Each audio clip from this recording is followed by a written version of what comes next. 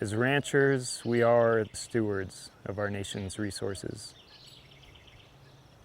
It's a role and responsibility that's significant.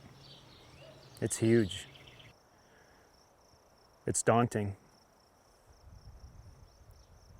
But being a steward of our nation's resources, I mean, what a gift.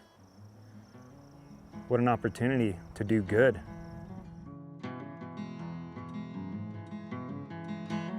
Well, this place is surprising.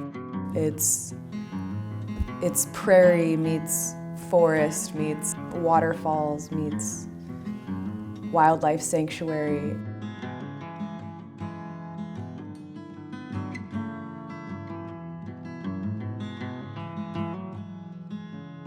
I never knew what a key role livestock plays in the health of a landscape.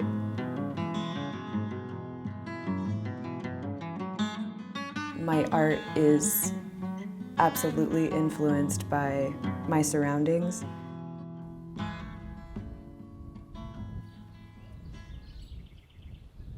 Slowly, my life here on the ranch has absolutely influenced the movement and my art.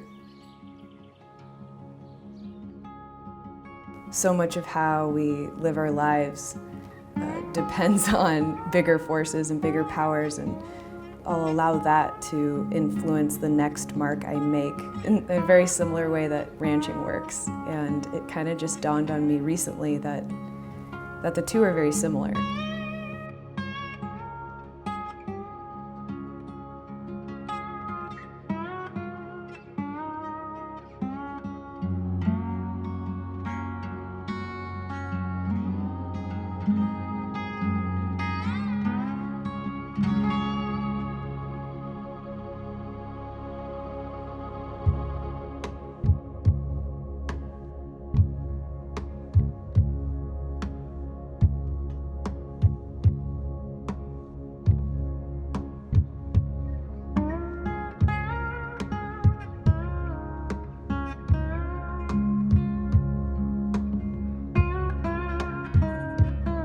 There's a perception that cattle are bad, and there's also a perception that cattle are good, and both of those are true. And the thing that makes them different is how they're managed. But if they're managed well, they can be the absolute key to a healthy landscape.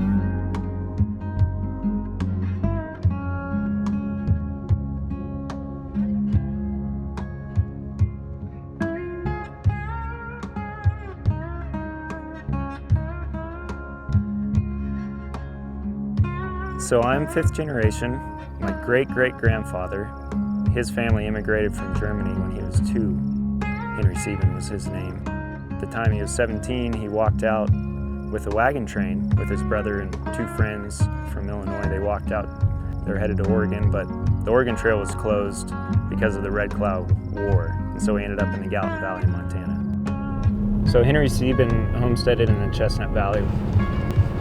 And this was back in the free range days, so you just turn your cattle out, and then every fall you go out and search for your cattle, and he'd find his cattle in the same spot every year, which was a place called Hole in the Wall. And he told himself if he could ever afford to buy a ranch, that's where he wanted it to be, because the cattle chose it.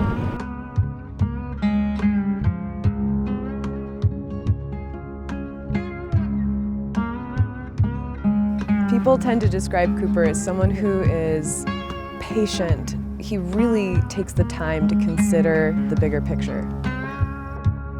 He's, he understands the science, hands-on work experience, not only from this ranch, but from a number of others. He's worked on ranches in Colorado, Mexico, Argentina, and Australia. So he's seen a lot. Plus he brings a heart and passion and soul to it. I mean, just the absolute love of the land. So he's taken this ranch to the next rung up the ladder in terms of its sustainable evolution as a ranching enterprise, with how he's approaching grazing and using livestock. His focus is to build soil resiliency, which builds plant resiliency, which is increasingly important in these drier times.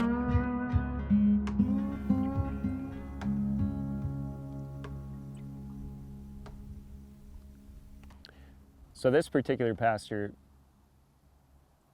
up until the last year, those 5 years were the 5 driest consecutive years in the history of the ranch, in the history of our ranch records. And so in that 5-year time span that we went from our previous grazing practices to that, we increased our forage harvest and production rate in this pasture by 485%.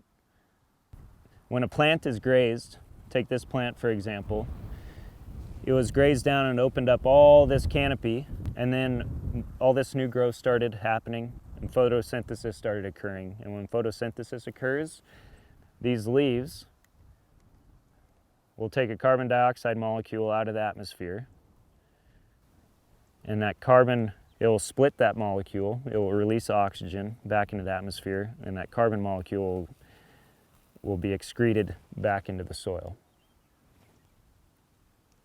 That's how carbon sequestration occurs in a grazing system.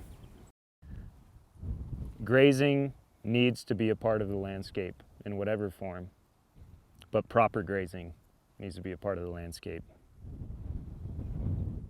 With the type of grazing that we're doing, which is more intensive, more cattle in a smaller area for shorter periods of time, which is very beneficial to the resource.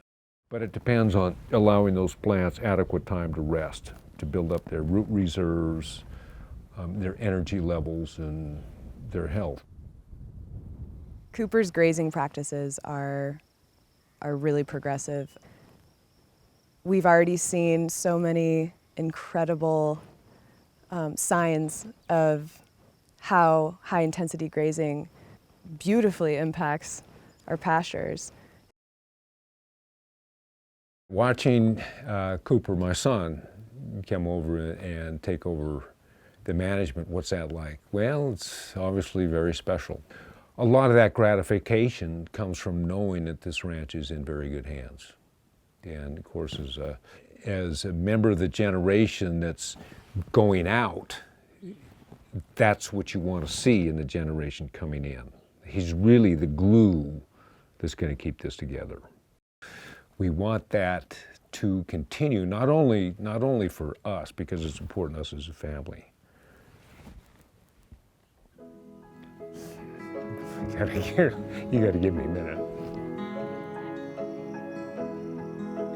The more and more I'm in this, the more and more I realize that everything is governed by natural laws.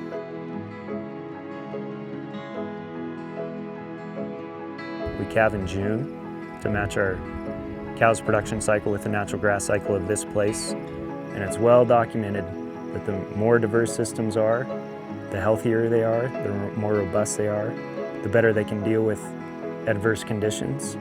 And so diversity in thought, diversity in people, diversity in animals, diversity in plant communities. That's one way to really ensure success. Diversity in all forms. The more that we can work with others, the better off we'll be. And so we've been fortunate enough to cultivate really good relationships with Fish, Wildlife, and Parks, with the NRCS, with the Forest Service. If we're going to do what we have to do in order to be sustainable, that has to be a part of how we do it. There's a real vision here. And if you're not bought into it, then it's not going to work. So, because what we're doing it's intense, and it has to be. It's real. There's a lot of responsibility. There's a lot of meaning. There's a lot of challenge that comes along with it. So because of that, there's a lot of fulfillment. Ranching isn't easy. And so that's the other component, is you just have to love it.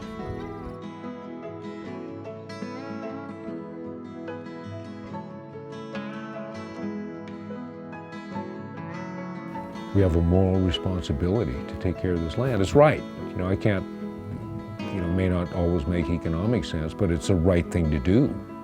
It's just something that's bigger than we are. The previous generation has done so much for Cooper, and all he wants to do is ensure that this place will last forever and that we're doing our best to treat it how it's meant to be treated and to love it. The earth needs us. We just have to understand what to do, how to do it. And to do that, we just have to listen and observe.